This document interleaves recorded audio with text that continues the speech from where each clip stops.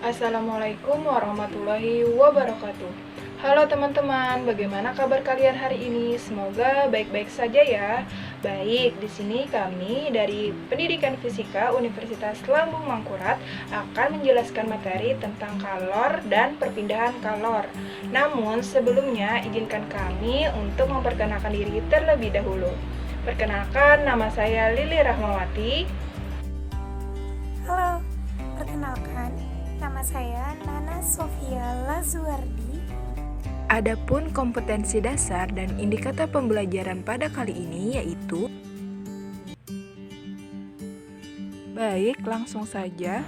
Pernahkah kalian berdiri di lapangan pada pukul 12 siang dan saat itu matahari sedang terik-teriknya? Jika pernah, apa yang kalian rasakan? Tentu kalian akan merasakan kepanasan. Nah, lalu apakah kalian pernah menggenggam es batu di tangan kalian? Apa yang kalian rasakan? Tentu tangan kalian akan merasa dingin, bukan? Nah, adanya rasa panas dan rasa dingin yang kalian rasakan itu terjadi karena adanya aliran kalor. Kira-kira apa ya kalor itu? Jadi, kalor adalah energi yang berpindah dari suatu sistem ke sistem lain yang memiliki perbedaan suhu. Biasanya, kalor mengalir dari benda yang memiliki suhu lebih tinggi ke benda yang memiliki suhu lebih rendah apabila kedua benda tersebut bersentuhan. Adapun faktor yang mempengaruhi banyaknya jumlah kalor, yang pertama yaitu massa suatu zat. Semakin besar massa suatu zat, maka banyaknya kalor yang diperlukan untuk menaikkan suhu suatu sistem juga akan semakin besar. Dengan demikian, dapat dikatakan bahwa jumlah kalor sebanding dengan massa suatu zat. Sebagai contoh, kalian memanaskan 2 buah wadah yang berisi air berbeda, yaitu 1 liter dan setengah liter, dengan api yang sama-sama kecil. Ternyata, setelah 3 menit, wadah yang berisi setengah liter air lebih cepat panas dibanding wadah yang berisi 1 liter air. Lalu, bagaimana kasusnya jika zat yang kita panaskan berbeda tetapi dengan massa yang sama? Hal ini terjadi karena ada faktor lain yang mempengaruhi, yaitu kalor jenis. Kalor jenis adalah sifat khas yang dimiliki suatu zat, yang menyatakan seberapa besar kemampuan suatu zat untuk menyerap kalor.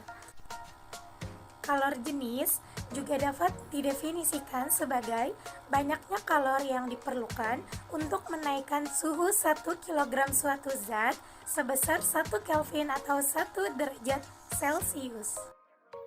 Dan faktor lain yang mempengaruhi jumlah kalor adalah perubahan suhu atau kenaikan suhu. Semakin besar perubahan suhu, maka jumlah kalor akan semakin besar.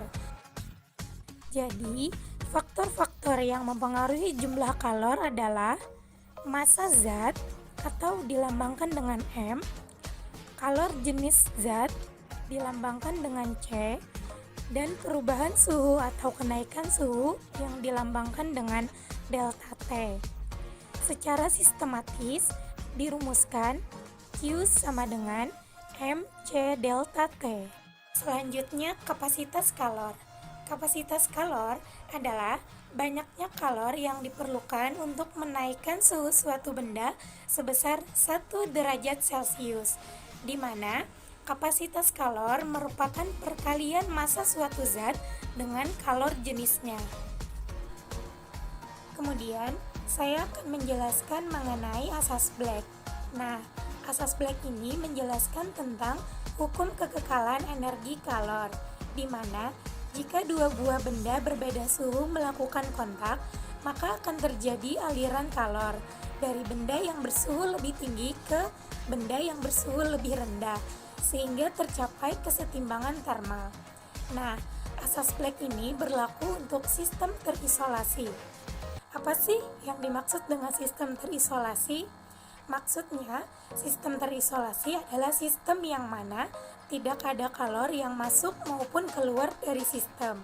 sehingga dapat dirumuskan kalor lepas sama dengan kalor terima. Persamaan ini pertama kali diukur oleh seorang ilmuwan Inggris, yaitu Joseph Black, yang kemudian persamaan ini dikenal dengan asas Black. Selanjutnya, perubahan wujud zat. Nah, kita ketahui bersama bahwa zat ada 3 wujud, yaitu padat, cair, dan gas. Apabila ketiga zat tersebut diberi kalor, maka zat-zat tersebut akan mengalami perubahan.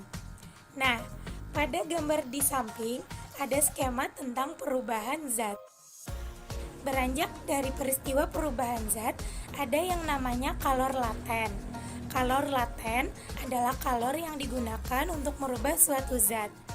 Persamaan yang digunakan ada 2 macam, yaitu Q sama dengan M dikali U dan Q sama dengan M dikali L. Berikut ini grafik hubungan antara kalor dengan suhu dari hasil pemanasan es menjadi uap pada tekanan normal. Baik, di sini saya akan menjelaskan tentang perpindahan kalor beserta contohnya dalam kehidupan sehari-hari. Telah kita ketahui sebelumnya bahwa kalor itu berpindah dari benda yang suhunya tinggi ke suhunya yang rendah. Nah, ada 3 cara agar kalor ini dapat berpindah, yaitu yang pertama secara konduksi, yang kedua secara konveksi, dan yang ketiga secara radiasi. Cara yang digunakan ini tergantung pada lingkungannya. Pada konduksi, kalor itu berpindah saat ada kontak fisik, sehingga terjadi transfer energi, namun tidak disertai dengan perpindahan partikel ya. Contohnya seperti ini, ketika kalian mengaduk teh yang panas menggunakan sendok besi, nah, kalor akan berpindah dari teh yang panas menuju ke ujung sendok yang kalian pegang itu. Lama-kelamaan, ujung tempat kamu memegang sendok itu akan terasa panas. Berikut ini persamaan laju konduksi kalor. Cara lain agar kalor dapat berpindah yaitu dengan cara konveksi.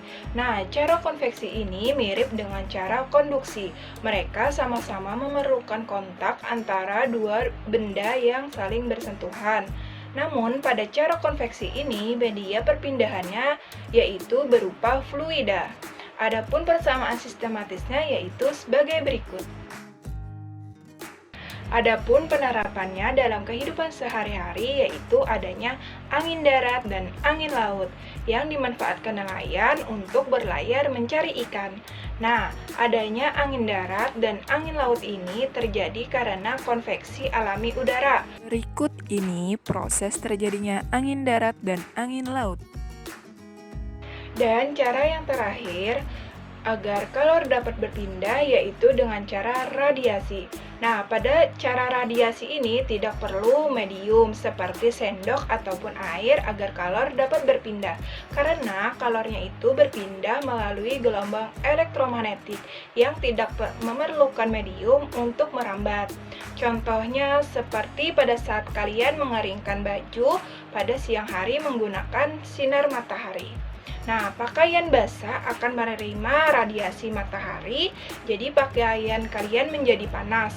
Dan air yang ada di pakaian kalian menguap, sehingga lama-kelamaan pakaian kalian akan menjadi kering. Adapun persamaan laju kalor radiasi yaitu...